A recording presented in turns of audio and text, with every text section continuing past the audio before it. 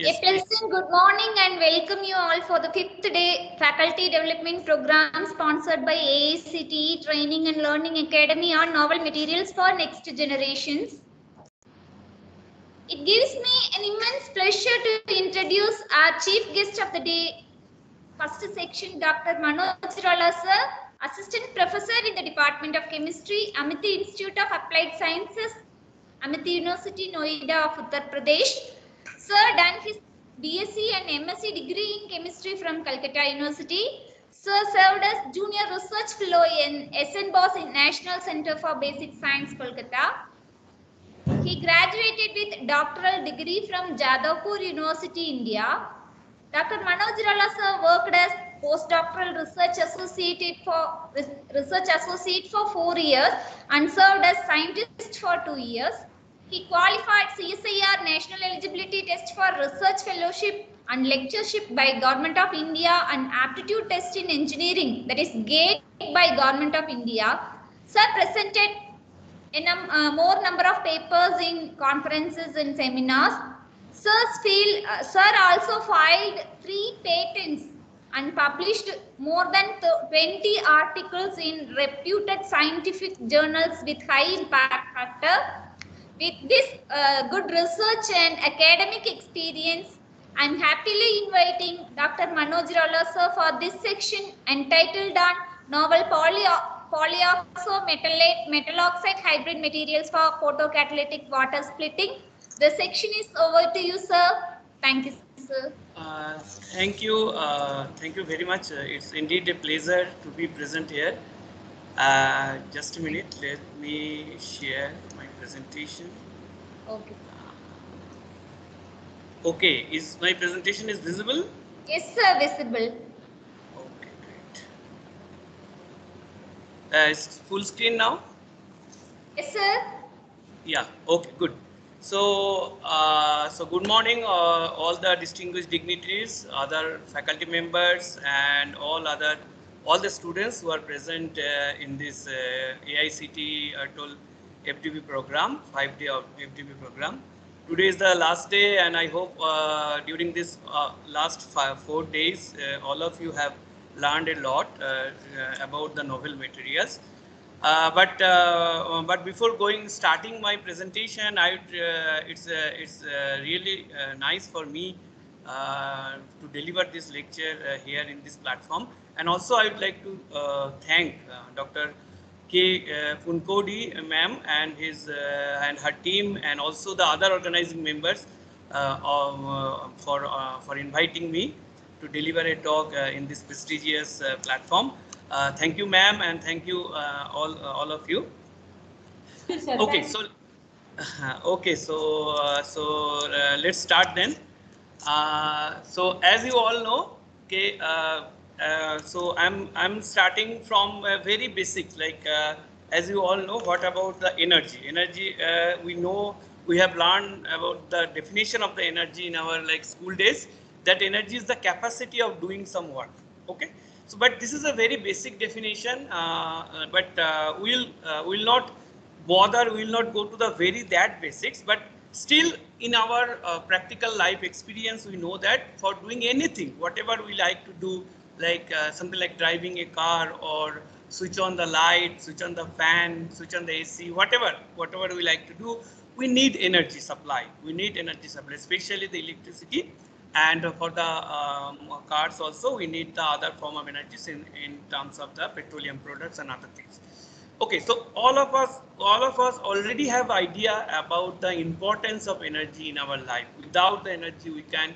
Nowadays, people can't think of even like even for the 1 minute or 1 hour of power cut, our life becomes very miserable. So you know, all of you know that how important is energy is. But the question is then, as we all know, so okay, good, energy is good, we need that energy, we are using that energy. Then what is the difficulties? The difficulties is our consumption of the energy. So here is a chart which actually pie chart actually, which is presented, which is shared in the International Energy Agency, shared by International Energy Agency, that Okay, within the last 50 years, we have extensively improved our energy consumption. We have increased our energy consumption more than double. You can see it here. It's in 1971. If you see the energy consumption of the world, it's around 4,242 million tons of oil equivalents. Whereas if you come to 2017, which is almost 45 years later, you can see it's more than double, almost 1.2 times of the energy what people used to use in 1971. And see about the see in the pie chart what is the contribution, individual contributions in different sectors. So what you will see that the residential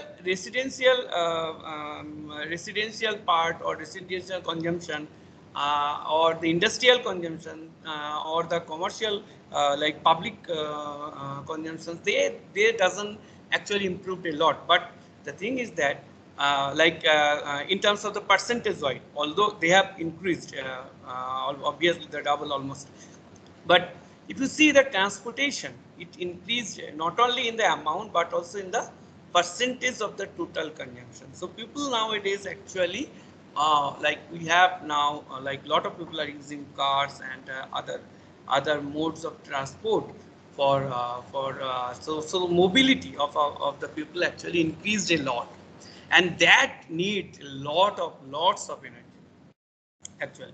So where this much of energy will come?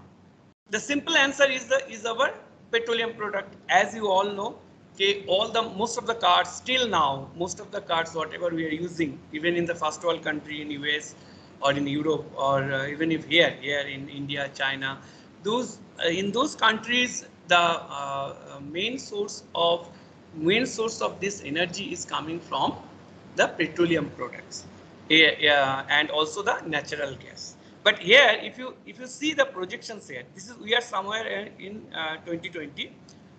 So here you can see this is for the consumptions of energy and the consumption of energy from different sources. So you can see in 2020 we are actually using almost 200 quadrillion BTU, which is British thermal unit. So we are using that much amount of energy which is coming from the petroleum product. Whereas if you compare the renewable sources, it's around 70 quadrillion BTU British thermal units, which is around 70. But so the projections, if you see the projections here, so the projections of the renewable consumption will increase considerably. It's almost a double, from 60 to 70 quadrillion BTU to almost 140 quadrillion BTU. Whereas in case of in case of petroleum products or the coal, you can see the consumptions will not increase that much. Okay, so now you can understand, because all these energy source like the petroleum products or natural gas or coal, they have a limited supply. As you all know, we need to, for the production of petrol, naturally they are all naturally formed energy sources, and it takes a million of years to produce this kind of this energy sources. So you can see that it's not easy to produce this to replicate these energy sources. So what we can do, we can actually concentrate on getting more energy from the renewable sources. Okay, and another one is the nuclear source. Also, nuclear source also a very good options, but nuclear source have other disadvantages as well. So people are actually giving thumbs up to the renewable energy sources because they are more clean, they are not that environmental hazards, and their risk factors are also very less in case of the renewable energy sources. So, so now come to our if we are considering about the renewable energy sources, this is a pie chart of the energy consumption by US. So here you can see in 2020, 2019, only around 11%, which is around 11.4 quadrillion BTU of energy actually came from the renewable sources, and of which of this 11%, almost more than 40% of this renewable energy sources are coming from the biofuels. Okay, but where is the contribution of solar here? The solar energy is only around 9%. Now the question is, why we should consider so much about the solar? This is another projection chart by very famous Daniel Nocera and Nathan Lewis of Harvard University. They have estimated that in 2100, will actually our energy consumption will be double than what we are, more than double than what we are actually consuming now. So this much of enormous amount of energy supply, from where it will come? We need to really think of something which will give us this much amount of energy. Okay, then here came the here we can use the source, sun as the main source. As you all know, okay, sun is main source of all the energies in the earth, but still that these are all indirectly we are using that solar energies. But if we can directly use the sunlight or solar energy for our electricity generation or for our energy consumption, that will be the best thing what we can do still today. Okay, so so if you see the total energy what sun is actually producing, so that is, and we need actually only 0.1% of this, which is whatever the energy sun is producing, which is if we consider our requirement, it is still 10 to the power 4 times higher than our requirement. So basically we need 0.01% of the total sun energy, whatever the sun is producing. Of that, we need only 0.01%. So you can understand that how tiny amount we need still will be, it will be enough for all our energy requirement. Okay, so that is the reason all the people around the world are actually concentrating their thinking, their research towards the electricity generation from the solar energy. This is primarily, this is the main reason. Although it is not, we have not reached that level where solar energy can be used for any purpose, but in near future we hope so will reach a position where solar energy will give us answer to all the energy needs. This is the actually what we hope so, since we are a researcher in this field. Okay, so talking about the present use of solar energy, how we can still, as I told you, as I showed you, still 11% of the 9% of the total renewable energy energies whatever producing US is producing, out of that 9% is the solar energy. So so how this 9% energy is actually produced? Primarily that 9% of energy is coming from the photovoltaic cell in the form of the electricity. Like these things you already all of you have you know. Okay, in the photovoltaic cell you have the silicon nanoparticles like N-type silica and the P-type silica, and they are actually, when sun is irradiated, so there is a charge separation and you get the electricity from there. This is known to everyone. Okay, but being a chemist will not actually, this is a one way of capturing the solar energy. This is a very good way and very popular way. Even now people are industrially, this is a very popular nowadays as well. But will not, being a chemist, what we will do, we will actually think in a different way. What we can do, we will try to produce solar fuels. What is solar fuel? Solar fuel means like something like methane, methane, hydrogen. What we can use directly for our applications. Okay, so we can actually, what we will do, we can use the solar energy, and that solar energy will convert that solar energy into chemical energy, and that chemical energy will store it, and then that thing we can use it further whenever we need it. Okay, so we'll actually, what we will do,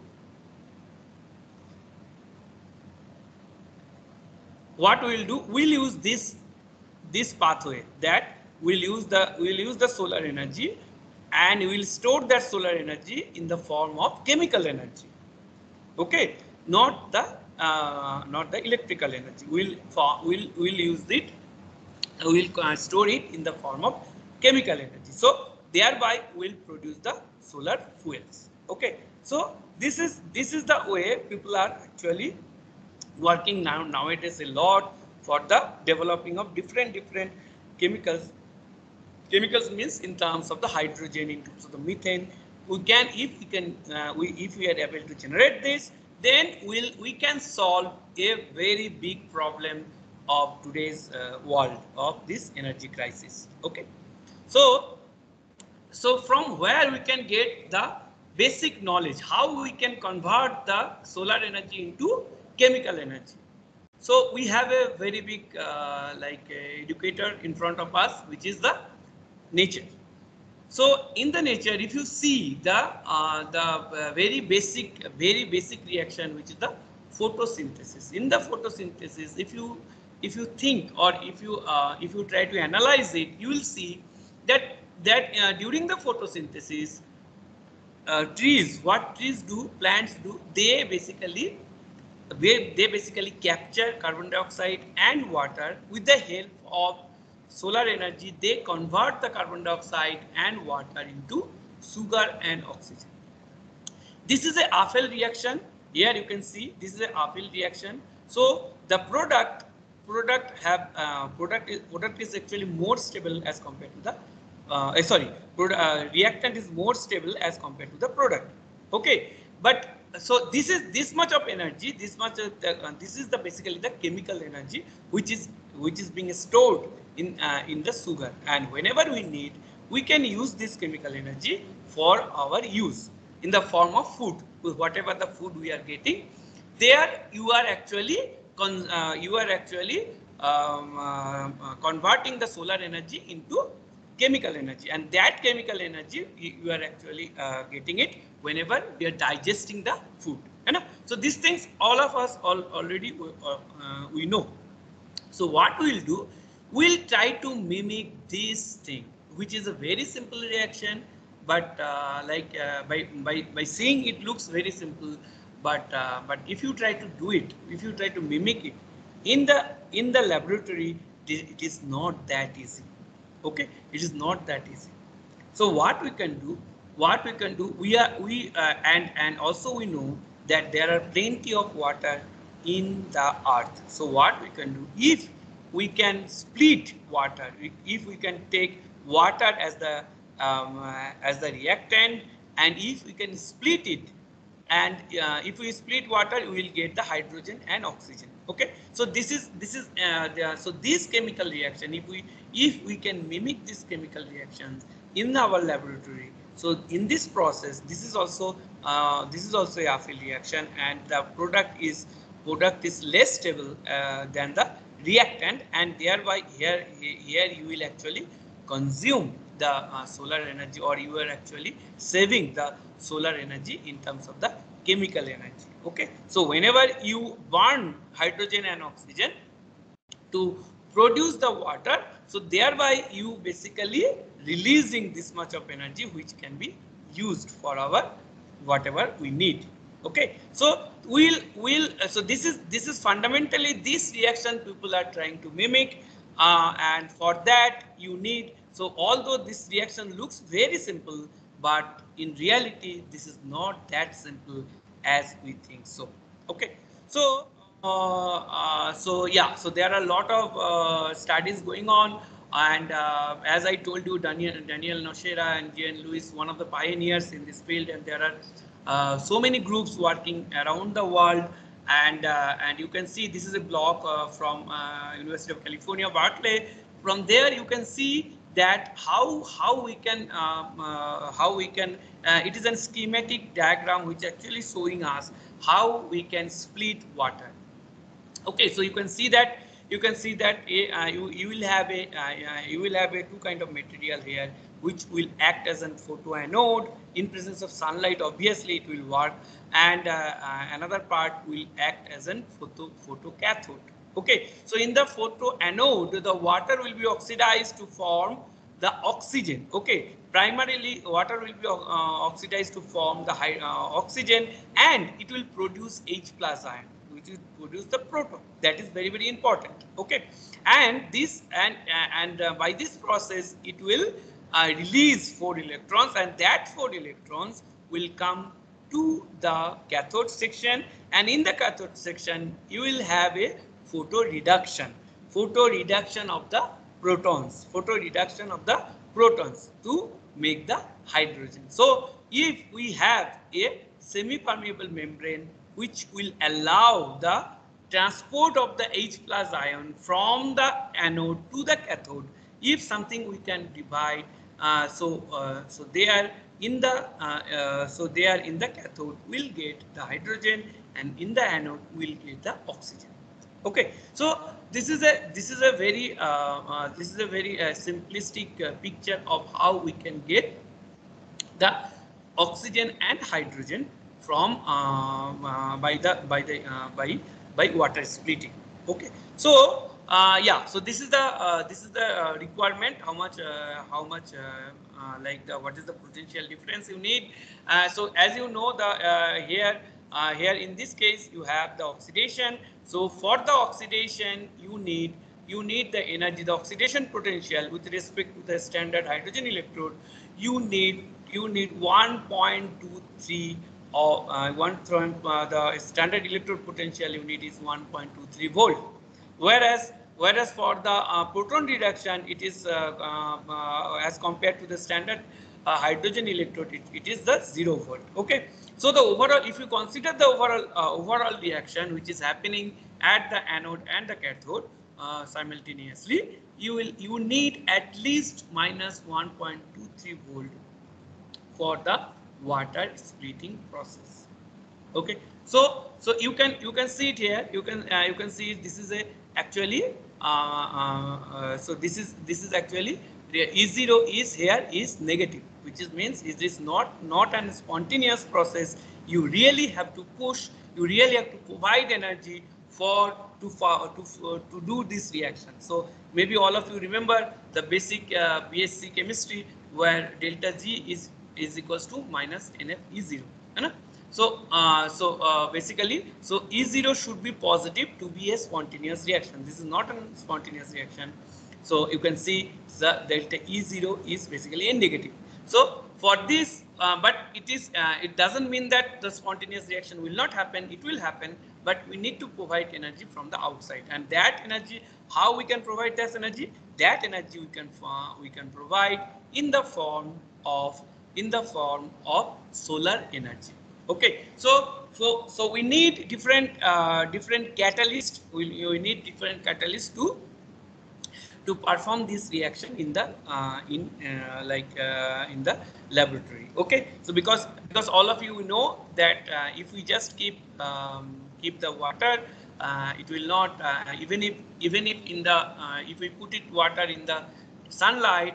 The sunlight have electron. If we calculate how much is the energy of the sunlight, it is more than 1.23 electron volt. But still, water is not converting into hydrogen or oxygen.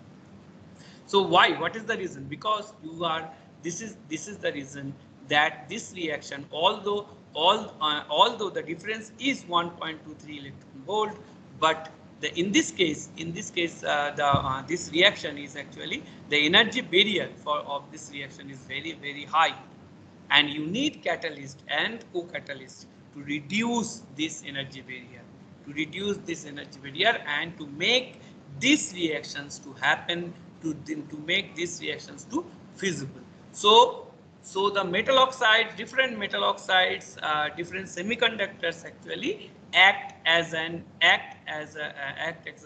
catalyst, and these are the co-catalysts which is present at the surface of the catalyst. They will actually, they have immense role. They are actually decreasing this energy barrier a lot, and thereby you are actually getting the product so easily. So catalysts, the co-catalysts are mainly, people use co-catalyst as the noble metals like gold, silver, platinum. Those things are actually act as an co-catalyst. Okay, so so as you can see from this graph, I hope it is clear that the role of the catalyst and co-catalyst both are very essential for the water splitting reaction. Okay. Now, so here, acha, okay. So I'll come to the recombination and other things. But yeah, so here, so it does it. So does it mean that we can use any semiconductor along with some amount of metal catalyst to for the water splitting reaction, and every semiconductor will give us the product? The answer is no, because there are lot of photophysical processes going on within the semiconductor during the photo irradiation. The process, whatever the process we are looking for, it may not be that much of simple. Wow, how we simplified it by the reaction, the water, the photolysis of water. It's not that simple, because there are so many processes involved before this photo reduction happens in the photocathode, or the photo reduction happens in the photocathode, or photo oxidation happen in the photoanode. Okay, so let's so what are those processes? These are the process I have little bit summarized here. So you can see it here. Okay, as soon as a photo irradiation happens, means that you are irradiating your catalyst with the help of sunlight or any kind of light. So whenever you irradiate your material with sunlight, there will be a charge separation, so which is actually shown it here. So charge separation means the electrons will jump to the excited state. Okay, so electron will jump to the conduction band, and the holes will be generated in the valence band. Okay, so now the question is, these electrons, these excited electrons, they are energetically high enough to reduce the H plus ion. Okay, similarly these holes, they are also energetically very high to oxidize water. Okay, the process is then anyone can say, okay, so it's done. The hydrogen should have reduced, H plus, the protons should have reduced to hydrogen, and water should have oxidized to oxygen. Okay, just when the charge separation happens. But in reality, that is not the case. In reality, the process is not that simple. Why? Because of recombination. Because of recombinations. The charge separation is happening, that's good. But the thing is that there is a huge amount of recombination. If you see the time scales written here, the photo excitation happens within the femtosecond regime. So as soon as you irradiate the light, there is the photo excitation. The electrons will go to the higher excited state, or in the conduction band, whatever you say. But the thing is that they will recombine as well. So they will be back to its ground state as well, and that is in the picosecond regime. So if you see the recombination which is in the picosecond regime, so bulk recombination or the surface recombination, both the processes can happen, and they are in the picosecond regime. Whereas the charge separation and the electrons, the excited state electron going to the co-catalyst for the surface reaction, which remains in the microseconds or the millisecond regime. So you can see the photo photo excitation in the femtosecond range, which is 10 to the power minus 15 seconds. So this is almost 1000 times slower. The bulk recombination is almost 1000 times slower, whereas the surface reaction is almost 10 to the 6 times slower as compared to the bulk reaction. Okay, so you can see that how difficult the process is. It's not that easy. How we can think of, okay, simply we will irradiate the light to the catalyst and it will immediately automatically it will start forming the hydrogen. It's not that simple. Okay, so there are a lot of photophysical processes going on within the system, and we have to look each and every step within the photocatalyst for to get a great efficiency from our catalyst. Okay, so but here one thing we must keep in mind: the role of the co-catalyst. Role of the co-catalyst is very important here. You can see if there is no co-catalyst here, so the surface recombination will be in a very higher rate, and thereby you will get very less product.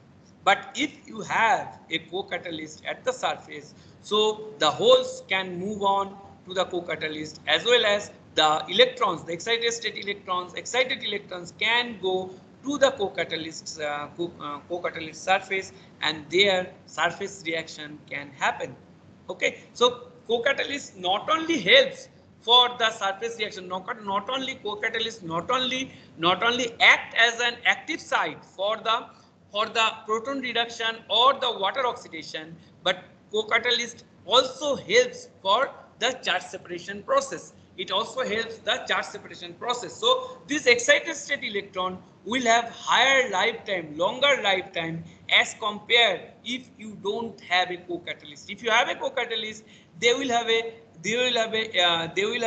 longer lifetime. If you have a longer lifetime, there is more chances that these excited state electrons will react with the protons to produce hydrogen, or the holes will react with the water to produce the oxygen. Okay, so these things are very important to understand if you are trying to design some semiconductor material for the water splitting reaction. Okay, so so these are the different semiconductors with their band gaps. So from here you can see, so typically you should need that much of energy, 1.23 electron volt for efficient water splitting. But as I told you, because of the very high over potential of that reaction, it's not that 1.23 electron volt will give you the water splitting. You need much larger than the 1.23 electron volt. So it's for efficient water splitting reaction. Okay, and these are the typical bandage potentials of various semiconductors and their band gaps. So from here you can see this blue colored semiconductors like zirconium oxide, titanium oxide, strontium titanate. These semiconductors have very high prospect, I would say, towards the water splitting reaction. Okay, and also that and also this ZNS, CDS, CDAC.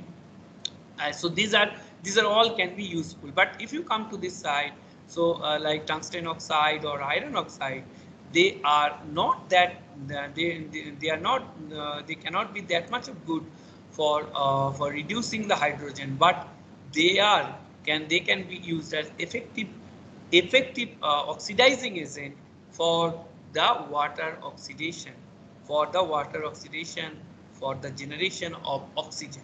Okay, so this bandage potential is also very important for in designing the semiconductor.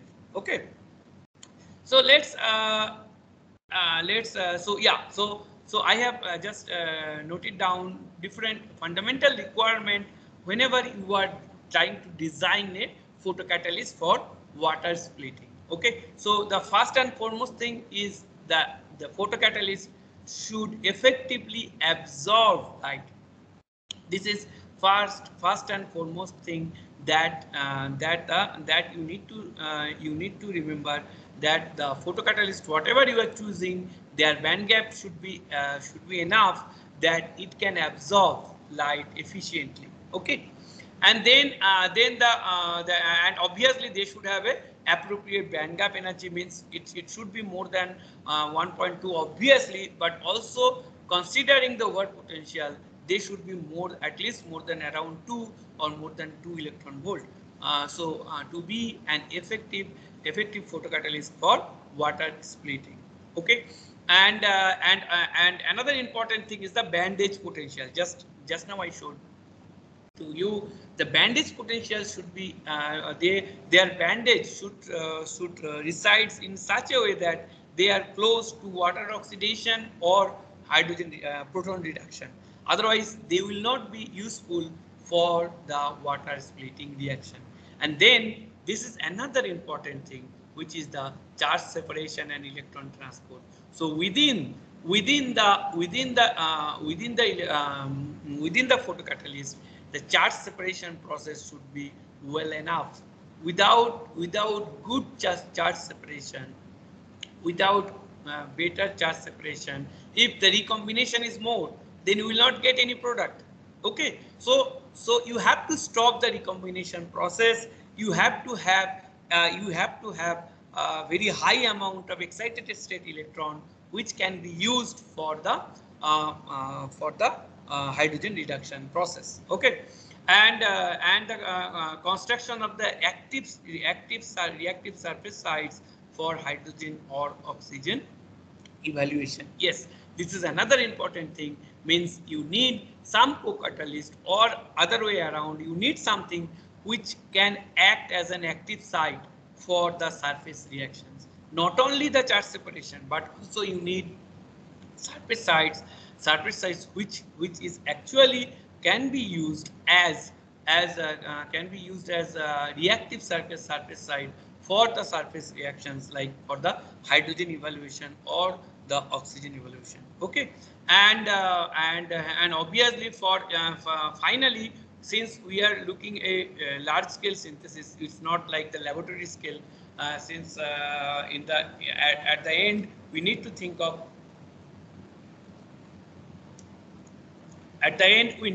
of something which can be scale up, means we can use it. So they should be economic enough so that industrial people can use it, and they can produce the energy hydrogen, and obviously they should have very high stability. It's not like that I am preparing something which is very unstable within the few pH range. That is not acceptable, because if you see all over the world, the pHs in different areas are different. Okay, in some areas the pH is high, in some areas the pH is low. So your material should be robust, should be stable enough over the wide pH range, so that anybody around the world can use it for effective hydrogen production or oxygen production. Okay. Okay, so this was about the semiconductors and the thing, and the photocatalyst, what we are actually required.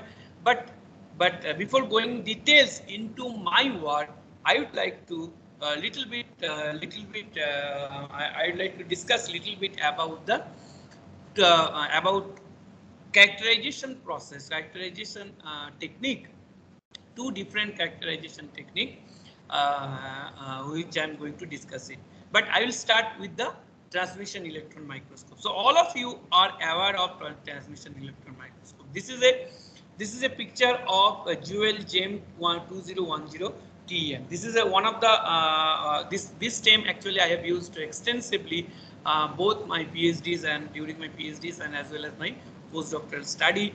So this is most of the dry TEM whatever I have used in my presentation. So most of the dry TEM are actually taken out from this this instrument, GOL GEM 12010 TM.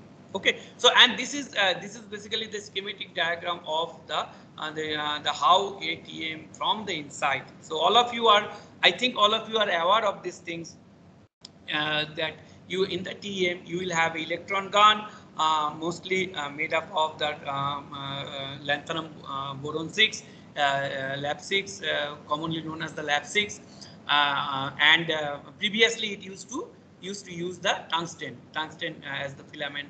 Tungsten filament previously used to use, but there are some drawbacks of the tungsten, so people eventually move on to the lanthanum boron 6. Okay, so the lanthanum boron 6 actually used as the electron gun, which produces the electrons, and then you have the lenses, two lenses, which one is the condenser lens and one is the objective lens. So condenser lens basically condenses this. They are basically diffuse in nature when they are coming out of the electron source, and the condenser lens actually condenses, gives a path to the electrons, and the objective lens actually helps you to focus the electron beam wherever you like, wherever you try to use it. And then you have the specimen. Here you put your sample and electron passes through your specimen. So this is the reason it's called the transmission process. This is basically the electron beam is passing throughout your sample, through the sample. So thereby you are basically getting a projection of your sample. You are not getting a three-dimensional view of your sample. You are getting just a projection of your sample on the viewing window. Here is the viewing window and here is the camera. Okay, so these are all you already know. Just a recapitulation of the term, how a electron microscope works, and like this is a very simplified slide. Okay, but what I try to concentrate is the cryogenic transmission electron microscope. Okay, so this is a technique which I have used extensively during my postdoctoral research. Okay, so and maybe all of you already aware of this, at least this name, if you are not habituated with this technique, but the name of this technique, all of you already aware, because of these three people. They got Nobel Prize in 2017 for the use of cryo-electron microscope for the structure determination of especially for the biomolecules, especially the protein structure determination. Okay, so they have actually done a land-breaking research in this field, that is Jacques Davout from the University of Louisiana, Switzerland. Lucene from Switzerland, and Joachim Frank from the Columbia University, USA, and Richard Henderson from the University of Cambridge, UK. Okay, so these three people got Nobel Prize for their applications in the biomaterial. Like they have shown how cryo-TEM, cryo-electron microscope, can be used for effective determinations of the 3D structure of the biomolecules or the protein molecules. So yeah, so see, this is basically the 3D protein structure. So like this 3D structure, although cryo-TEM is TEM is a transmission process, it is basically a two-dimensional view. But from the two-dimensional view, how you can give a model into a three-dimensional model. Two-dimensional view can be transformed into a three-dimensional model. So that is actually given by them, and it is actually well accepted in the scientific community, and that is the reason they have received a Nobel Prize in 2017. And fortunately, I have also extensively in this field as well, and this is the instrument I have used almost 4 years. This is a FEI Techni T12. Okay, so this instrument is actually using this instrument you can do cryogenic transmission electron microscopy and study your sample. Okay, so I'll say a little bit about the cryo-TEM technique. Maybe it will be helpful for all of you because this technique still in India is not that popular. Gradually, it is getting popular. Like few institutes are getting cryo-TEM facilities, few IITs. Okay, so what people do? People usually do in cryogenic TEM. So in the cryogenic, to study in the cryogenic TEM, the process is somewhat lengthy, not like the dry TEM where you basically take a copper grid, you get a copper grid, and over there you just put a sample, put a drop of sample, you make it dry for overnight, and finally you can put it in the instrument and see the pictures. It's not that simple. This is little bit tedious. Start from the sample preparation, because the advantage of cryo-TEM is you can actually say how your sample is actually behaving in the solution state. Because when you do the dry TEM, although we claim that the particles are in the same state as in the dry state, they are actually in the same state in the even in the solution state, like the size, shape, whatever the assembly, whatever you can think of. You can say that from the dry TEM, most of the people are saying from the dry TEM that oh well, my sample is like this, and they have the shape like this. They are aggregated, they are non-aggregated, whatever the information they wants to say from the dry TEM they are claiming.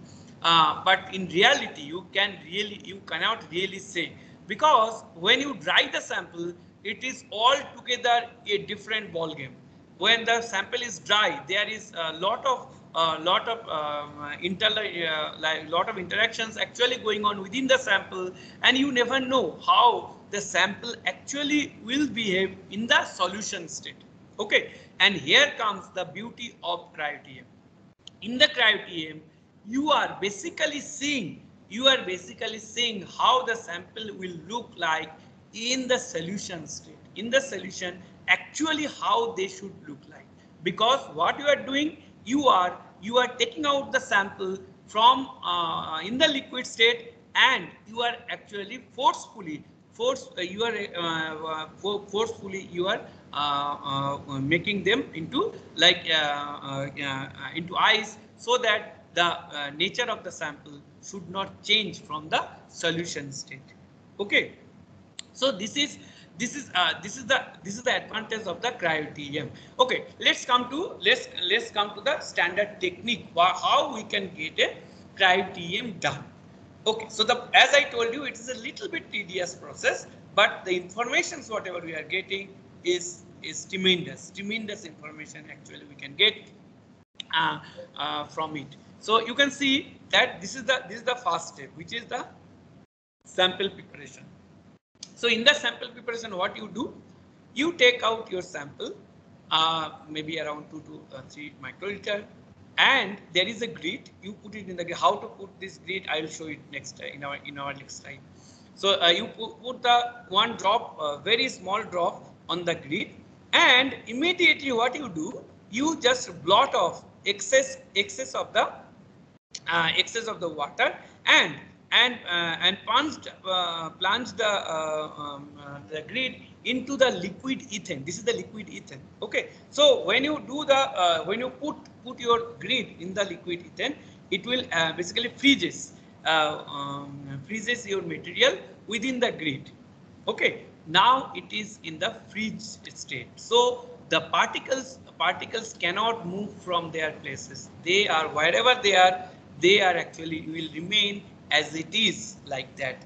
Okay, and now what you do, so it's now the particles within the grid having in the freeze state, and how they look. So this is basically your this is the copper grids, and this is the carbon layer. Over the carbon layer you have the ice embedded proteins, ice embedded materials, whatever the materials you have, and then what you do, you put it in the cryogenic TEM.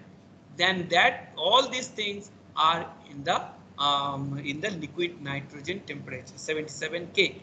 Okay, so all these in the 77 K in the very low temperature. Now what you do, you now irradiate this carbon film with the help of the electron beam, very low energy electron beam, and from there you get a two-dimensional picture of your sample. So what you do, you basically take lot of two-dimensional picture in different tilting angle. Okay, so you tilt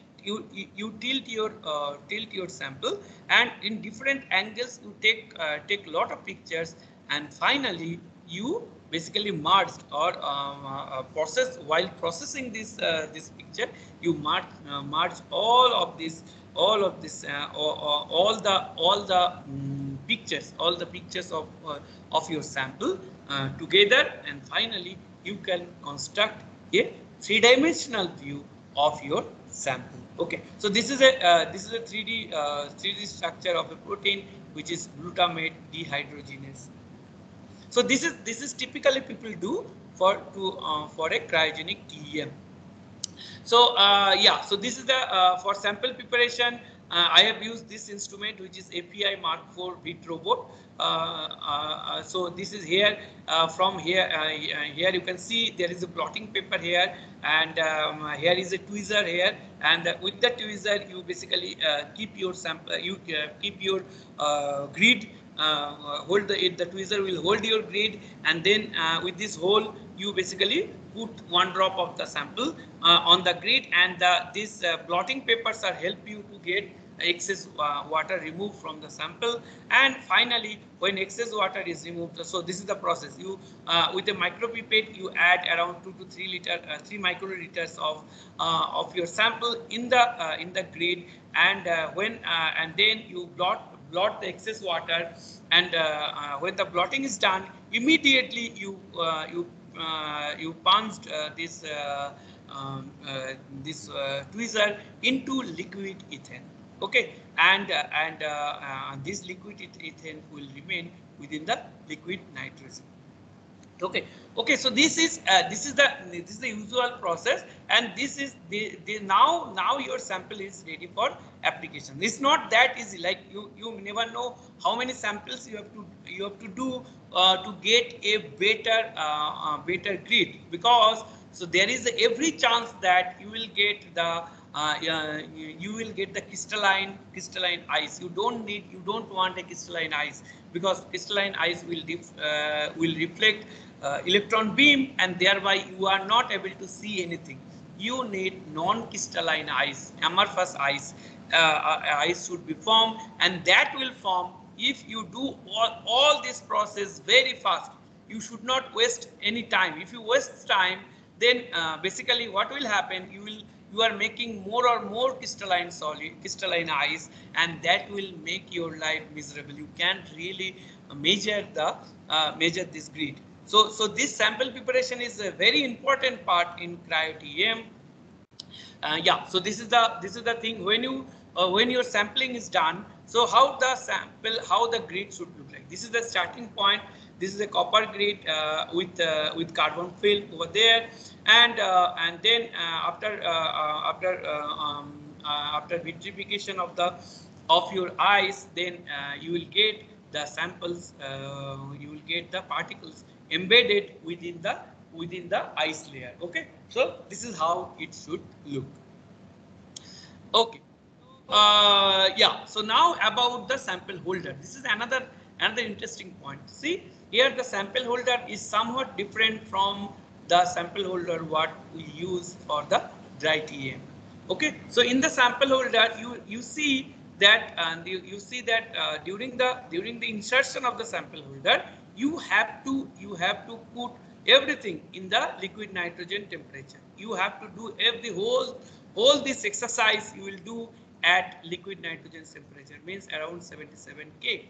You have to be very careful Otherwise, if you can take out your sample in air, so they will form ice. So you should be very careful of that. And this is basically you are putting the sample in the holder. This is a cryo holder. Here you will put liquid nitrogen, and this is another stage where you actually put the sample over there. And finally, when you are done with when you are done with the holder, you will put this holder in the within the instrument.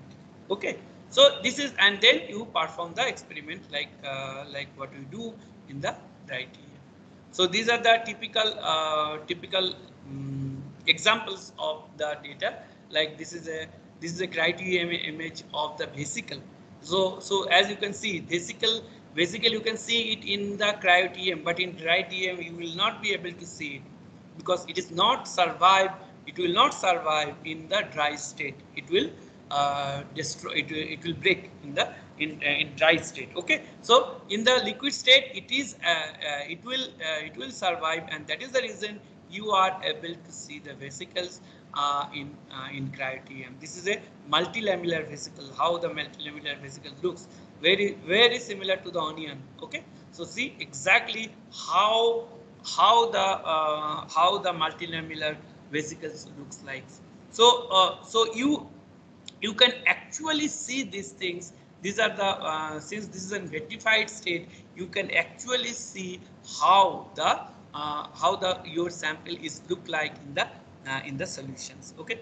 So and this is a carbon nanotube in the so these are all carbon nanotubes in the cryo state.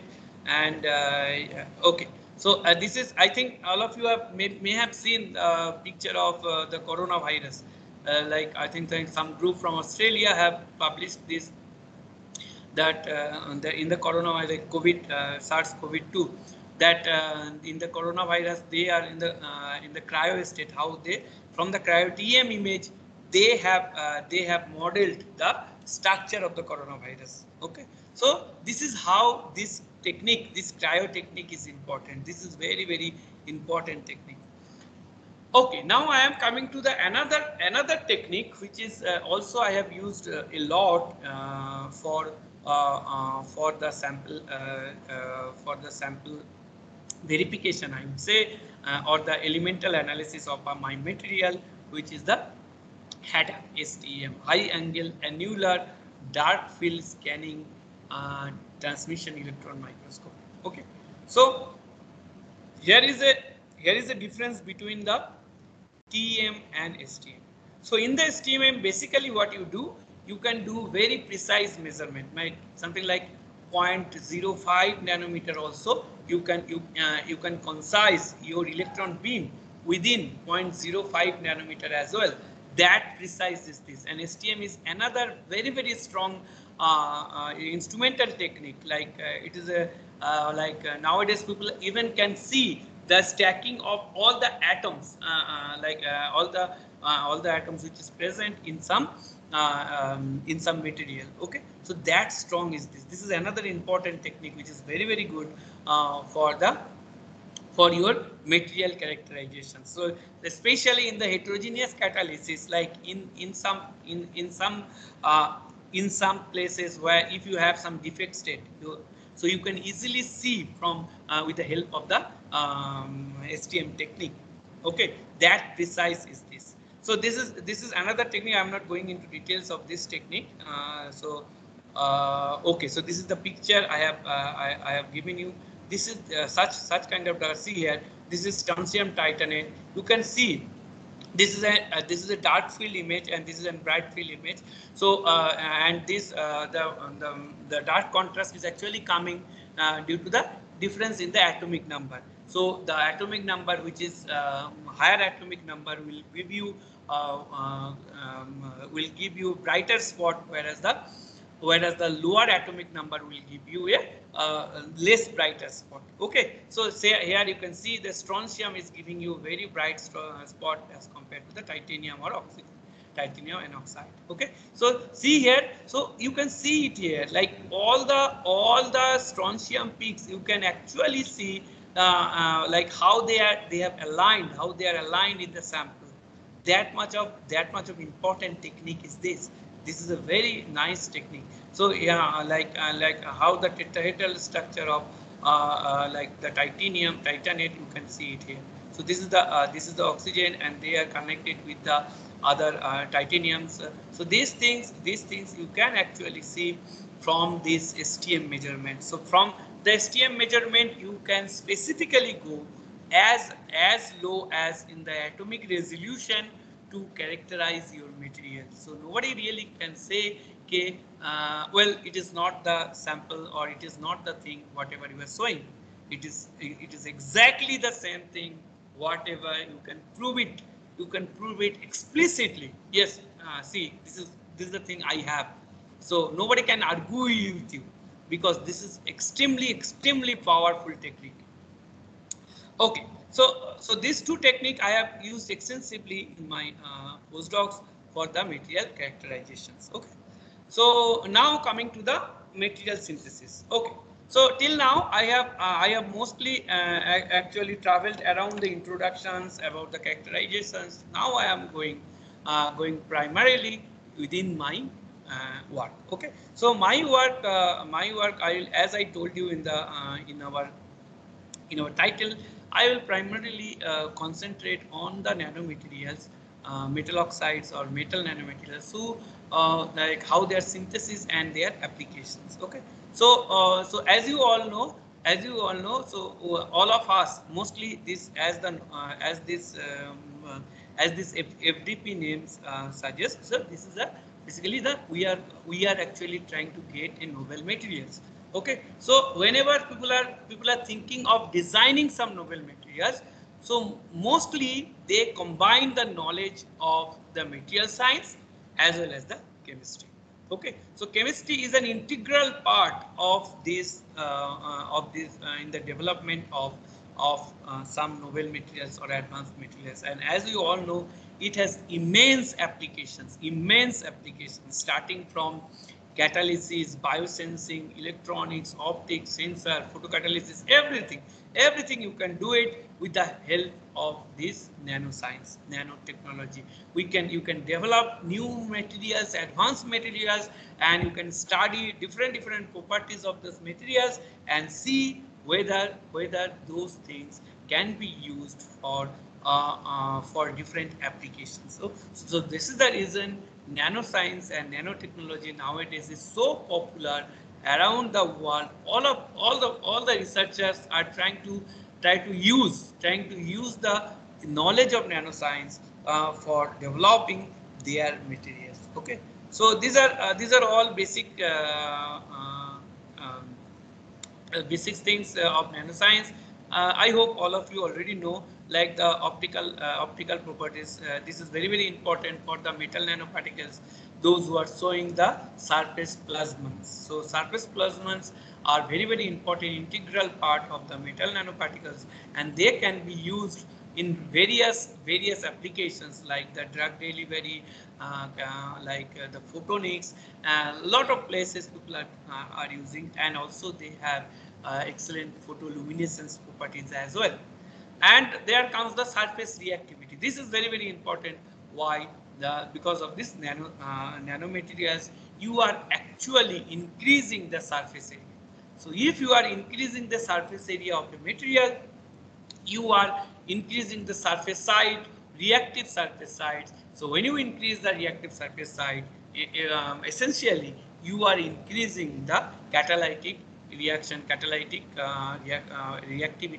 of the materials. Okay, so now you have more active side for the reactions. Okay, now coming to the and yes, obviously magnetic properties are there. Magnetic properties have from the nanoresins, if you from the bulk to the nanoresins, if you go, the magnetic characteristics also changes, and other like they have lost a lot of advantages as well. Okay, but there is whenever we consider about the nanomaterials, one thing actually came to our mind, that is the stability of the nanomaterials. How the nanomaterials are stable in the solution. As I told you in the cryo-TEM, how cryo-TM technique, that how your material is behaving in the solution, that you can study with the help of the cryo-TM. Okay, but that is how from the using the cryo-TM you actually able to understand your how they are behaving. But where is the science about the scientifically? If we try to understand the stability of the nanomaterial in the solutions, so how the nanomaterials are stable in the solutions, if we try to understand. So basically two pictures, in general two pictures are came to our mind. So this is a electrostatic stability of our material, or the hydrophobic stability or steric stability. Okay, steric stability. So in the electrostatic stability, what you do, your nanomaterial will be covered with some with some electronically charged material, and that will help you, that basically helps the nanomaterials to to remain dispersed in the solutions. Okay, and there are other way as well, which is the sterically stabilized material. Like you will see that most of the people use polymers or long chain amines, long chain acids for the stability of their nanomaterials. They basically specifically use the sterically stabilized. They are basically specifically produces the sterically stabilized nanomaterials. So basically this is organic chain. So when the another organic chain will come to close to this, there will be some amount of van der Waals repulsion, and because of this repulsion, they will remain in the solutions. Okay, and on the contrary, here here you will have the positive layer, you will have the negative layer on the core surface. So so what will happen? This is when another and simultaneously the solvent molecules will be surrounded around the nanoparticles, making a strand layer of electrical double layer. Okay, double layer system. So this electrical double layer actually help you. This electrical double layer will help each molecule, each nanomaterial for its stability. Because whenever another nanoparticle will come to its closer to its surface, so there will be an electrical repulsion within the nanoparticles, and thereby they will remain stable within the solutions. Okay, so these two fundamental forces are responsible for the stability of the nanoparticles in the solutions, and we should keep in mind. And here comes the role of the ligands. Till now we have discussed about the core materials like the metal oxides, the metals like metal oxides like TiO2 and others, and metals like gold, silver. So till now we are mainly concerned about the metals, core materials. We have not emphasized our thinking towards the ligand material. We thought of it. We actually taken it granted. Ligand materials are something like taken it granted. Whatever it will come, it will work. It's not like that. Ligands also have very specific role for the nanomaterials. Ligands actually play a very vital role for the synthesis of the nanomaterials, and that I will highlight throughout my talk. Okay, so these things I will highlight throughout my talk. That so basically we'll synthesize some catalyst, and there we have tried to study the role of the ligands in stabilizing the nanoparticles, and also their role in photocatalysis. Okay, so these are going to we are going to discuss. Yeah, so different example different roles played by the ligands. So firstly we will concentrate on the organic ligands. Okay, and then later on we'll move on to the inorganic ligands. So let's start with the organic ligand. So so as you know, this is a very famous and very popular I would say slide, because the gold thiolate bond. gold thiolate bond is one of the extensively studied material around the world because of their unique nature. Okay, the staple motif, whatever the gold nanoparticle and the thiol molecules, how they are interacting with the gold particles. So they are basically, these things actually people have studied in details, like starting from the quantum chemical calculations to very high end instrumental technique. People have used like multi-mass and other techniques, like the head of STMs, other techniques people have used to prove the role of the thiol group on the gold nanoparticles, and people have studied that. So they are sulfur group, actually gold sulfur, they are almost equivalent bond. They are as strong as a covalent bond. They makes a covalent bond on the sulfur. Sulfur actually makes a nearly equivalent bond on the gold surface. That strong affinity sulfur has to the gold. So you can understand how important is to study about the role of the ligand. So whenever you think of a role of the ligand on the nanoparticle synthesis, the first picture will come to your mind is the gold thiolate bond. Gold thiolate bond. This is a first picture, and we cannot actually omit this report. Okay, now moving on to our study. So this is another very important reactions by Turkevich, that synthesis of the gold nanoparticle, Turkevich gold nanoparticle, like the citrate stabilized gold nanoparticle, and they are very stable gold nanoparticle. It can remain years after years as stable gold nanoparticles. So you can see here sodium citrate actually act as an stabilizing agent of the gold nanoparticle.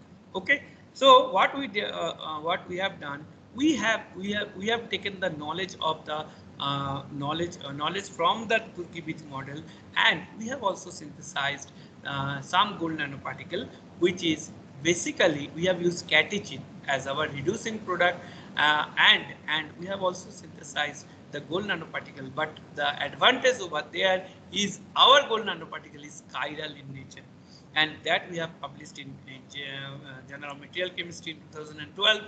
This is a gold nano. Very few reports in the world in which you have a chiral gold nanoparticle. Means you can this is an optically active gold nanoparticle. So whenever you need to study you need to study something about the optical reactivity, you can use this gold nanoparticle. They are chiral in nature. Okay. Yeah. So now moving on to study the role of the polymers in the synthesis of nanoparticles. We have used two different polymers. Like once we have used the polyvinyl methyl ether and polyvinyl phenol. So these two polymers are used, and we have synthesized different materials, and we have seen that as we change the polymers, the shape and size of the particles also changes. And here you can see here you can see not only the shape and size, but their reactivity towards some organic reaction. Like here we have studied the CS cross coupling reaction, so you can study other reactions as well. But in each case you will see that the polymers have a definite role on controlling the reactions, like how it will be active or highly active or less active. That can be determined by the polymers as well. Okay, and this we have published long back in 2011 and 2012. And about the metal oxides also, the ligands can be very important for determining their size and shape. So here sodium ascorbate actually used as the structure directing agent. Means the sodium ascorbate actually gives you the basically dictating the growth of the gold nanoparticles, zinc oxide nanoparticles. They are allowing they are basically giving you requisite condition zinc oxide to grow as a flower shaped gold nanoparticles, and we have published this in Langmuir long back in 2010.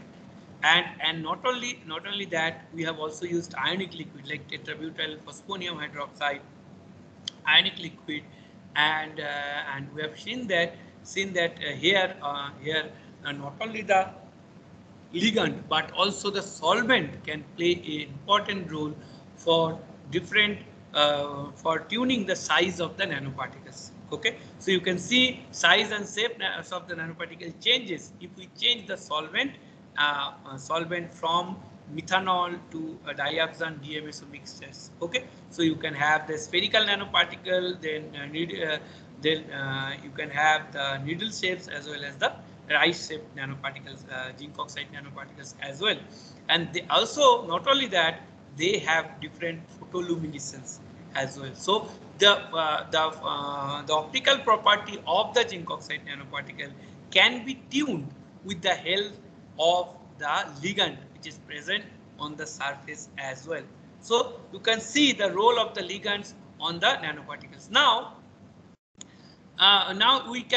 we'll move on. So till now we have discussed about the organic ligands which are being used for to study the reactivity and control size and shape control of the nanoparticles like metal as well as the metal oxide nanoparticles. Okay, but here comes a different idea. What about the inorganic ligand? Although like the organic ligands are so popular, so common, but about the inorganic ligand, the use of inorganic material as the ligand is not that popular.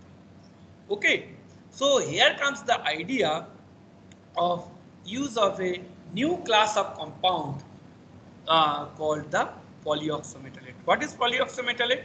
Polyoxometalate is basically a cluster of basically a cluster of molecules, cluster of atoms. Okay, they are basically made of these three metals. They are basically made of these three metals: vanadium, molybdenum, and tungsten. But nowadays people are also using niobium also for the making of different polyoxometalates. So this is a new class of compound. You should not confused with the other metal oxide like titanium dioxide, zinc oxide, or iron oxide. They are different. They are different class of metal oxide, and these are different class of metal oxide. So these class of metal oxides are basically molecular in nature. They makes a small clusters of they takes a small cluster of atoms, and thereby they makes a cluster anion which is stable in water. They are very stable in water. They are inexpensive, non-toxic, versatile in nature, and easy to characterize. Like you can use simple NMR technique for the characterization of this molecular anions. Okay, they are mostly anion in nature. In water, they gives you anions. Okay, so they are stabilized by the as the anion indicator. So that is the reason I have written it here as the cluster anions, and they are commonly known as polyoxometalate.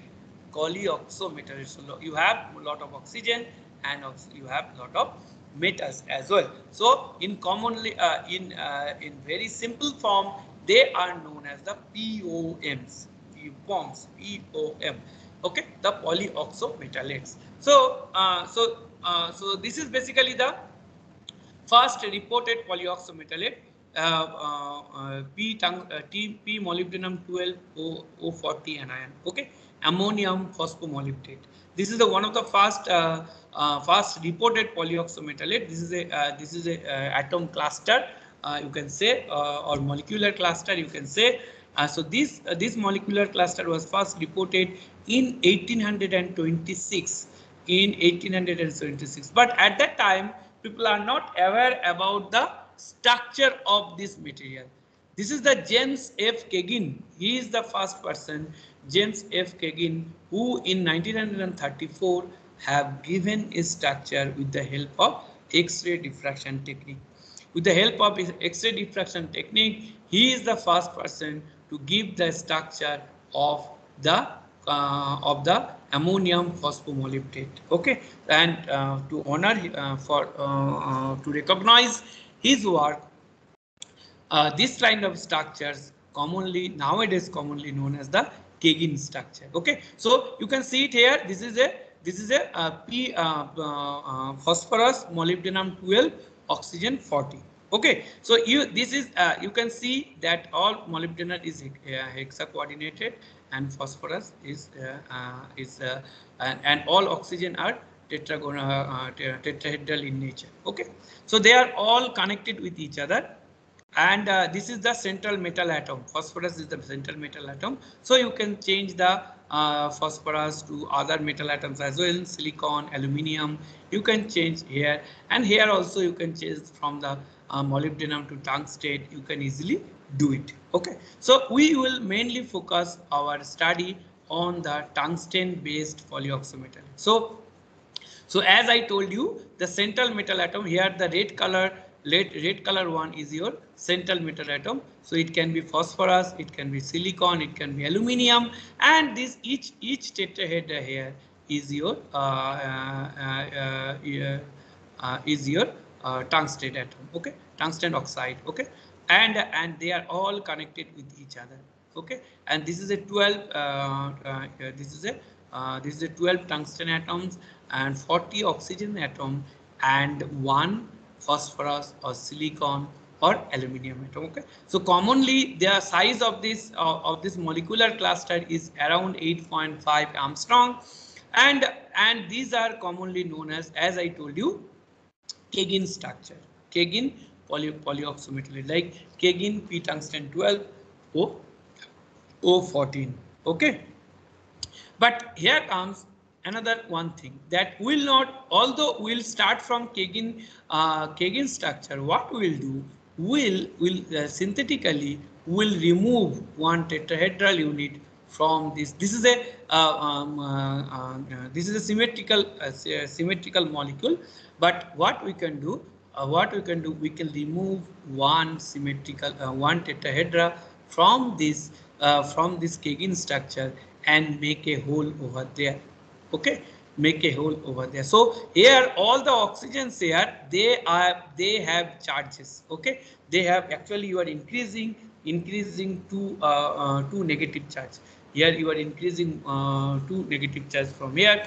So you are now be able to so this is a lacunary. Lacunary means a hole is present here. So this is like something like an crown ether complex. It can now accept the metal ions from the outside. So it can now accept the tungsten, it can now accept titanium, it can now accept iron, it can now accept copper. It can now, if this hole is if the size of the cation is less than the size of the hole, so the cations can come and easily sit over there and make coordinated with these oxygen atoms. Okay, so this technique, this lacunary, we are going to use it and synthesize, and using this lacunary we are going to synthesize a new functional material,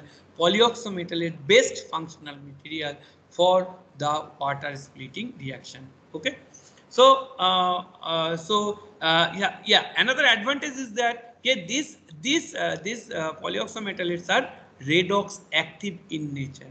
So they can accommodate, they can accept electron, and when required they can lose electrons. Okay, so unlike the organic ligand, in organic ligand you can do these things. This is an added advantage for the for the inorganic ligand. So they are redox active in nature. It can accept electron, it can remove whenever it required, it can release an electron. So one of the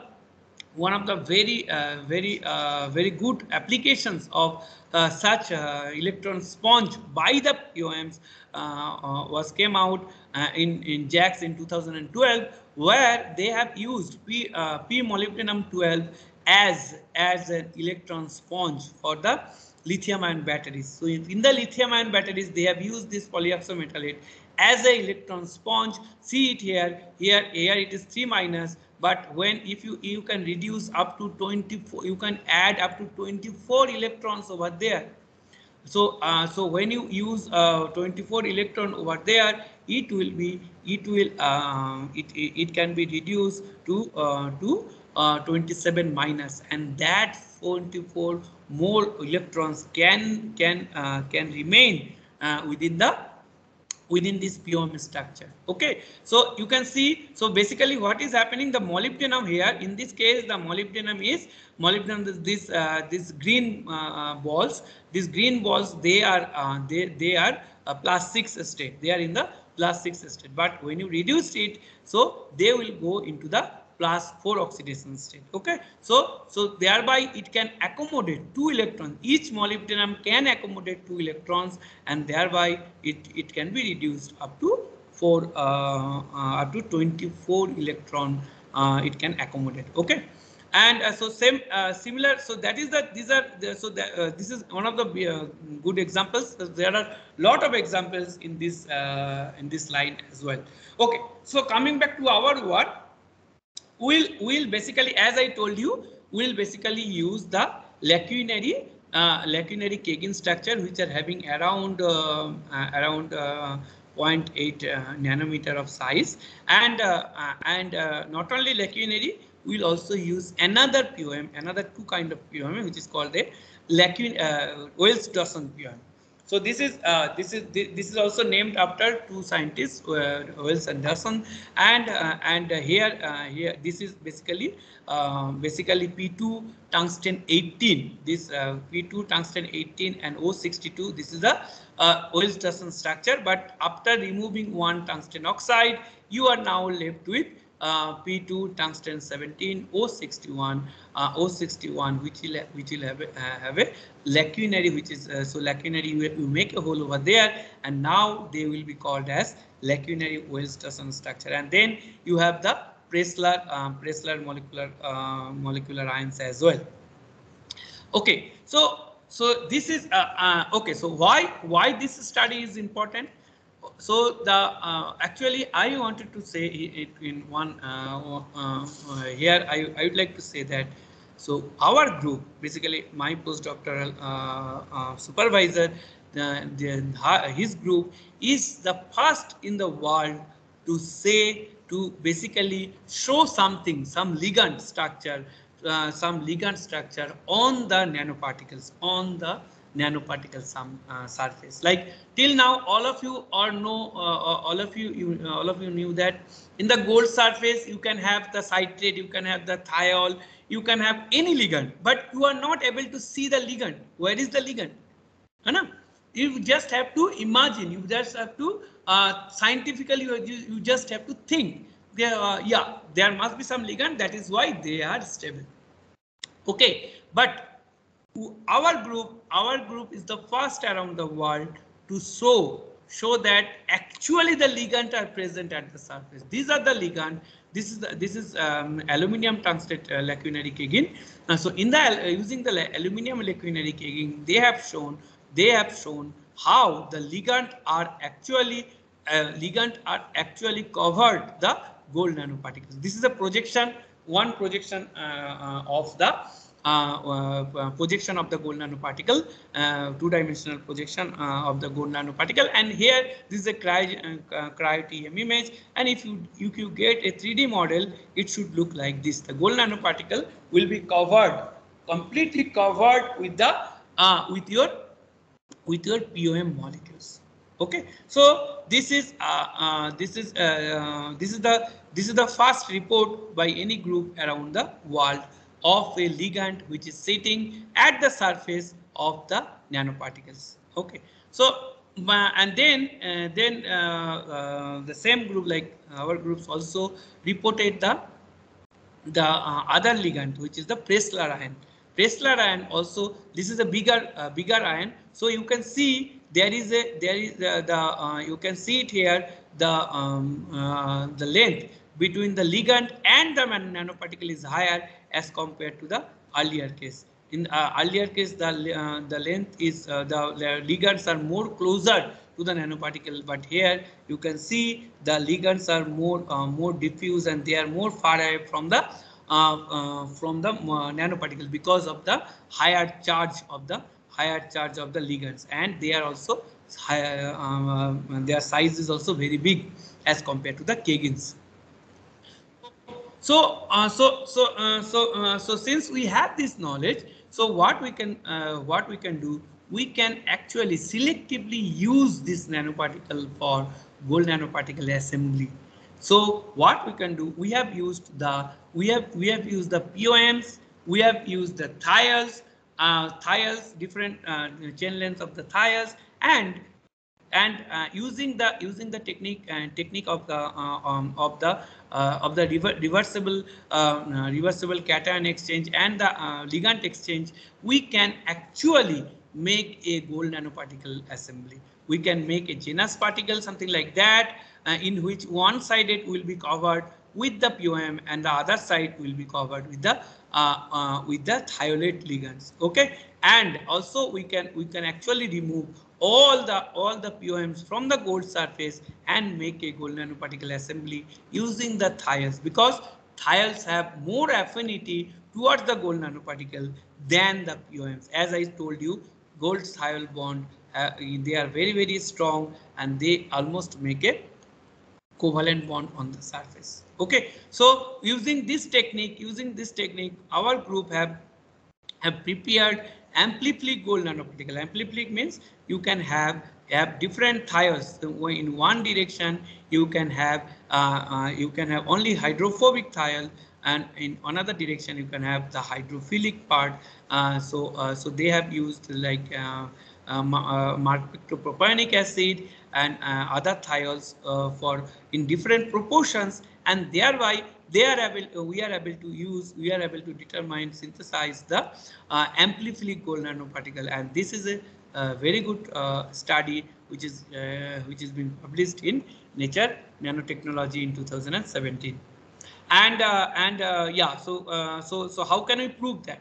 So we can prove these things with the help of the cryo-TEM study. So you can see the genus particles as well as the gold nanoparticle assembly. Okay, so these are the cryo-TEM images. So you can see how the in the liquid state itself, how the particles are staying.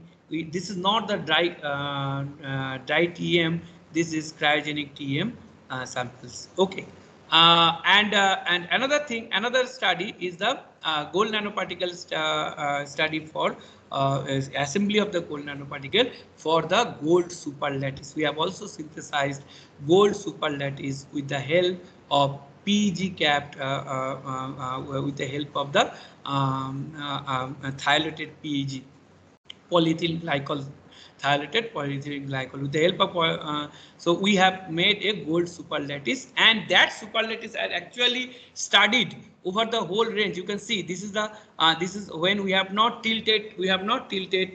These are all four are the cryogenic TEM pictures. So here with the tilting also we have seen that this is spherical in nature from every direction. Like even if you tilt your tilt your grid for almost positive 45 angle and negative 45 angle, in each case you are getting a spherical particle, which means it is a spherical in nature, not a circle. Okay.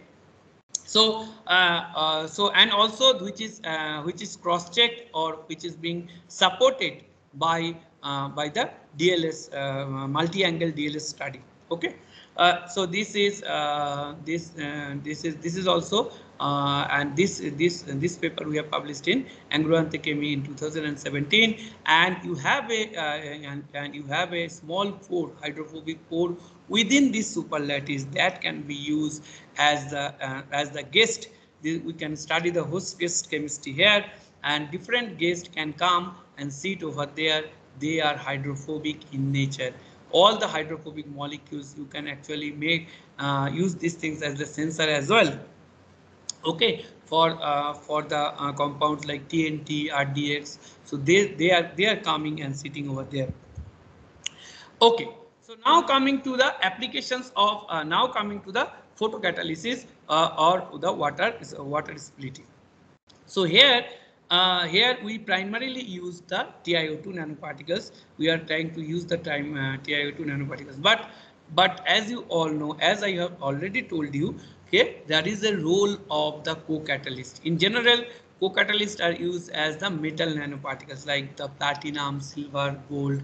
But but the thing is that we cannot always use platinum, silver, gold because they are expensive in nature, and so if we can replace the co-catalyst in place of the platinum, if we can replace the other co-catalysts like the cheap ones like the different metal oxides, so for that reason we are trying to use the POM as the co-catalyst on the TiO2 surface for the water splitting reaction. Okay, so but here we have reported for the first time one interesting fact. What is that fact? Okay, till now if you see about the molecular clusters, different molecular clusters, what you will see, so that the TiO2 titanium actually make different molecular clusters. Like this is titanium containing POMs. Okay, titanium makes POM, and also they are also used in different titanium ion. Ti4 plus can be used as ion for different alkoxide capped clusters as well. And you know, this is the structure of typical structure of the TiO2 clusters, TiO2 crystals. Okay, but no one have this is basically the molecular ions which is present in the in water. They are stable in water. It's a transparent in nature. You cannot you can't see it with the bare eyes. And this is another class of material which is the heterogeneous in nature. They are you can make it stable with the help of different polymers, but they are mostly heterogeneous. They are bigger particles. You can see it. Your solutions is cloudy in nature. Okay, but so there is a lack here. There is a lack. This is the molecular ions. This is the this is the nanocrystals. This is the bigger clusters. Okay, so there is a lag between these two fields of science. One is the homogeneous catalysis catalysis center, and another one is the heterogeneous catalytic centers. Okay, so we are for the first time here we have used some technique to develop some complex which is called the POM complexes of the TiO2 nanocrystals, which actually bridges these two fields of science. This is a homogeneous field and this is a heterogeneous field. We are for the first time which is actually combining these two fields of science. Means this is sort of molecular in nature. They are very stable in water. You can keep it for how long you like it. It will not get precipitated. They are highly stable in water. Okay, but they are dispersed. They are not molecular in nature. They are dispersed molecule. Okay, they are not dispersed molecule. They are molecular clusters. Okay, so they are dispersed molecule, but and they are as well, but they will precipitate within hour or within few minutes. But this is actually remain dispersed for long time, and that we actually done by covalently attached POM ligand on the TiO2 surface, and that we have published in Angular Chemistry in 2015. Okay, so this is the usual technique how people, all the people are doing. Okay, hello, ma'am. How much time I have? Sir, actually the section have to complete it at 11:30, ma'am. Sir, no problem. Okay. Can you please wind up in 5 or 10 minutes? Okay, sure. Okay. So this is the synthesis. Basically, as you all know, if you go for TiO2 synthesis, you will get this kind of cloudy solutions, which is not stable in nature. It will fall down. In general, people use it as the heterogeneous surface for the photocatalysis. But what we have done, we have basically so yeah, so you can see it with the help of POM. You can actually get the zeta potential as well, but still they are cloudy in nature. And these are the POMs with the cryotin image. You can see these are the POMs which is present at the TiO2 surface. But we covalently attach POM at the surface. How we have done this?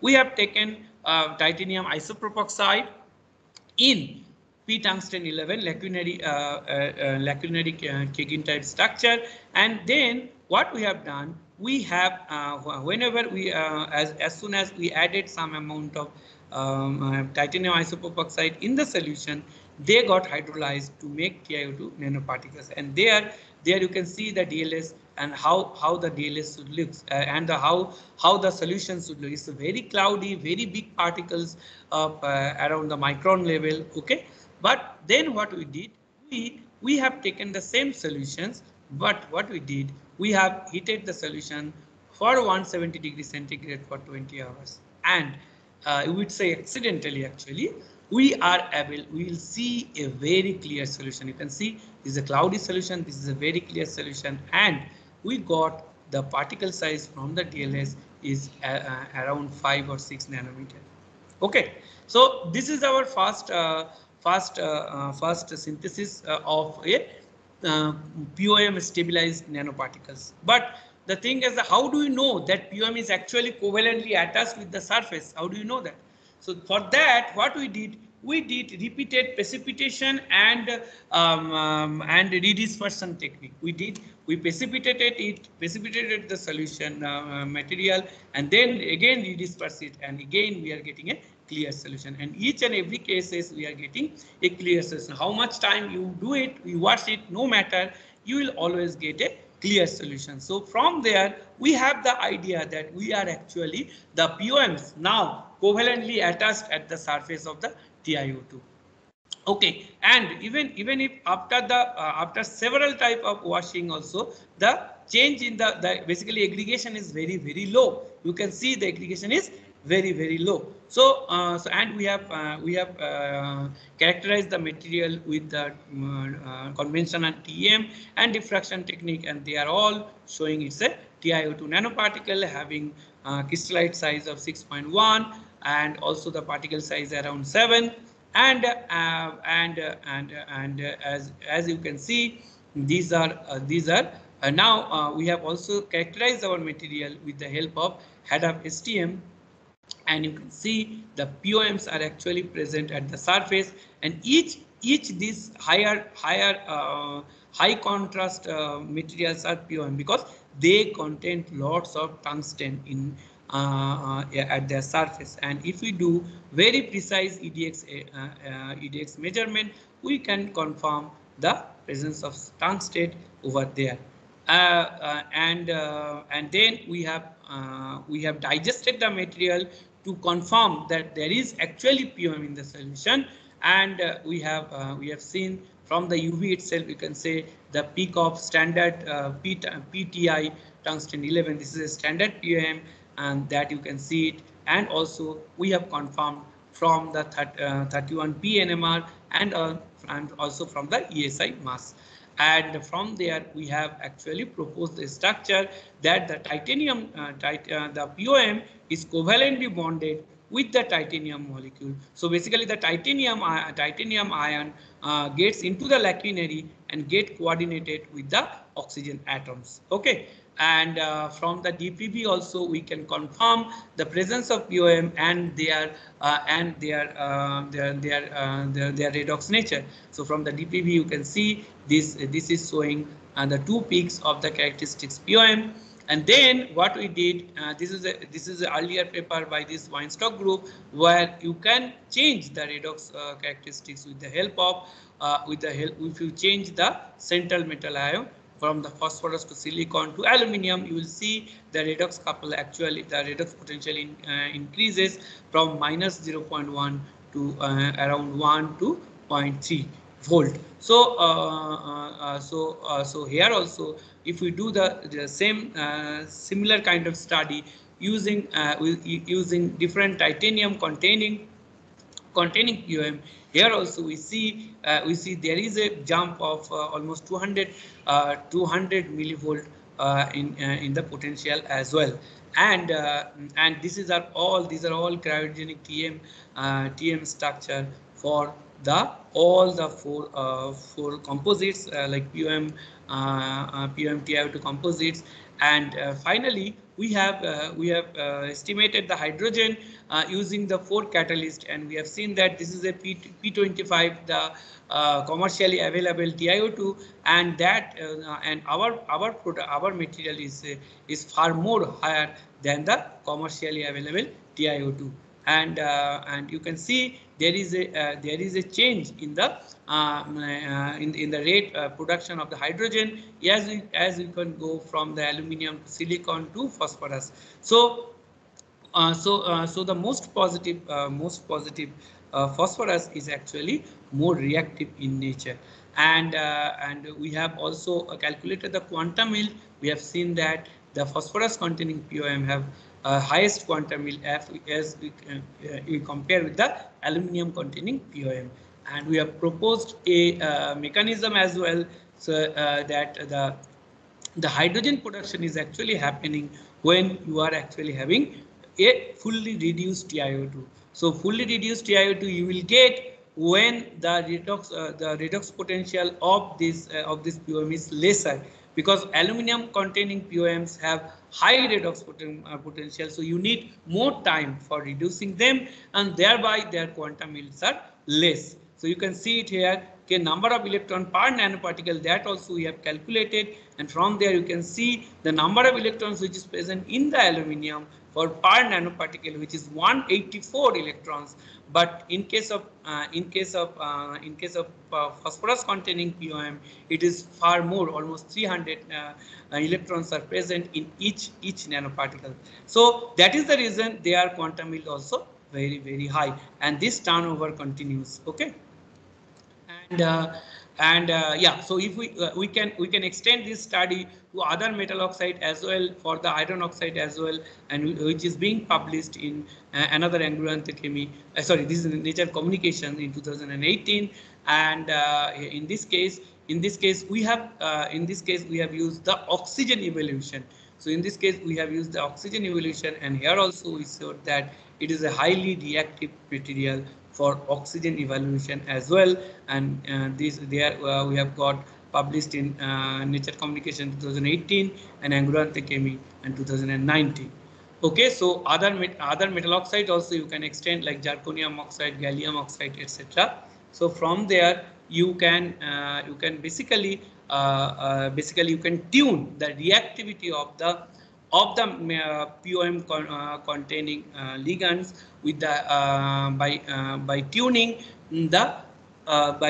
the capping ligand. So whatever whether you are using the phosphorus containing POM or aluminium containing POM, by this way you can tune their reactivity towards the hydrogen evolution or the oxygen evolution reactions. Okay, so I would like to thank my PhD supervisor, Professor Tarun Kumar Mandal from Indian Association for the Cultivation of Science. It is an autonomous institute under DST, from where I did my PhD. And also I would like to thank Professor Ira Weinstock of Ben Gurion University for my postdoctoral supervisor. I really thankful to both of them for their immense support throughout my career. And also I'd like to thank CSIR, Council for Higher Education, Israel, Ben Gurion University, Cultivation, and Amity University for all the help during my career. So thank you. If any questions are there, I'm happy to address. Thank you, sir. Thank you, ma'am. Sir, some queries are posted in the chat box. Okay. How lacunary is created? Yes. Yeah, yes, I can see it. How lacunary is created in molecule or crystal. Yeah, so basically in the POM, in the Kagan POM, with the change of, we do synthetically. We change the pH with the help of, there is a reported technique. With that, we can take out tungsten oxide from the surface. And this is an well-established process. We follow that process. Okay, I think this is the only one questions. Anything else? No, sir. My audible to you? Queries participant also can directly interact. Yeah, Dr. Suresh is, Dr. Suresh, please. Manoj sir, while we are creating some lacunary, is there any defect or some? No. Lacunary is actually we have deliberately make that lacunary in the Kagan structure, because if you see this lacunary will actually holding. This is the reason that the titanium, I am going to the molecular model. Yeah, see here, the titanium is now getting attached with the oxygen atoms. So thereby now it is actually making as a complex, not like an ligand. Outside ligand, it is coming and sitting over there, and if you wash it, they will be washed out. Okay, it is now the part of the crystal, part of the anatase crystal. Something like you can say it is now a covalently attached at the anatase surface. Okay. Manoj sir, is it not will deform when metal will be removed from this oxygen, or coordination number will be not distort the whole molecule? Sorry, say again, please. Okay, sir, is that molecule will not deform or distort? No. Yes, very good. Because no. You are saying about the structure. Structure will, yeah, because whether the structure will getting disturbed. Yes. Its symmetry is broken. Obviously, its symmetry is broken, but the structure will remain as it is, because this is already published in the literature with the single crystal X-ray study, that even if you put out that tungsten oxide, the structure actually remains as it is, and its lacunary, which is formed that 4 oxygen atom, it remains open for coordination with the other metal ions. No, sir, it will easy task to plug and play to metal and these coordination number, or it will be hard task then? No. It's actually when you make the lacunary, after that it's easy. It is means it's obviously depends on the size of the cation as well as the size of the lacunary. The size of the hole is around 90 Armstrong. Okay, so if your size of your cation is less than 90 Armstrong, it's easy that it will go inside. Okay, inside that lacunary and sit over there and do the coordination. Something like titanium can do it very good way. But zirconium is higher in size, so the zirconium actually not going inside the lacunary. It is basically sort of sitting over there and making bond. Okay, at the surface it sits over there and making bond with the oxygens. But for the titanium, it is a perfect match when it's because the size of the titanium and the tungsten is almost the same. So that is the reason for the titanium it is working perfectly. Okay, thank you, Manoj sir. Thank you. Okay, so one thing is that what about the solvent interaction in the cryo method? Solvent interactions means actually we are actually freezing all the interactions over there. We are doing this study at 77K at liquid nitrogen temperature, so that all the interactions can be freeze all together and the particle should not move from its place.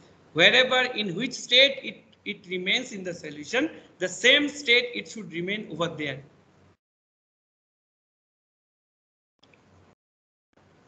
Miss Geeta, sorry, K. Kituthinga. Okay, so that is the I think I am able to answer your question.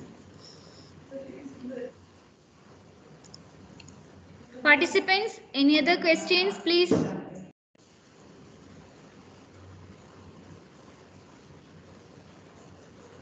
No other questions? Sir, dear participants, kindly enable your video for photo section.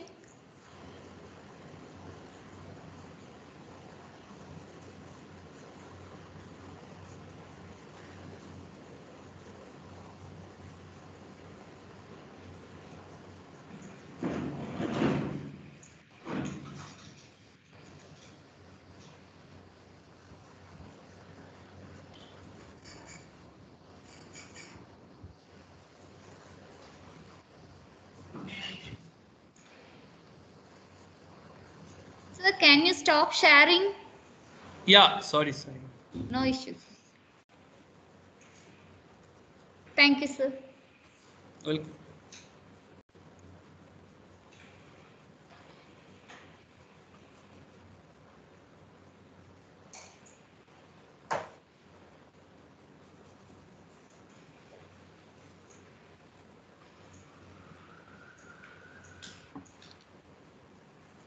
Thank you, participants. You can now switch off the camera. Kindly turn off your video. Thank you, sir, for your enriched knowledge sharing and equipping us with your excellent talk and experience of generating chemical energy from solar and fuel generation using semiconductor nanomaterials, and your detailed discussion on its characterization technique, synthesis, possible mechanism we can taught, and controlling their property of nanomaterials using organic and inorganic ligands, and your recent updations about polyoxo metalates is new knowledge for us, and we got many tips from that. Thank you. I hope it will be a blissful section for young researchers and faculty members. Thank you very much for your valuable presentation. Thank you a lot. Thank you for having me. I hope I have said something which will be helpful for all the faculties and all the new researchers. Okay, thank you very much. Thank you very much, sir. Should I leave, ma'am? Yes, sir, you can leave, sir. Okay, thank you. Thank you very much, sir.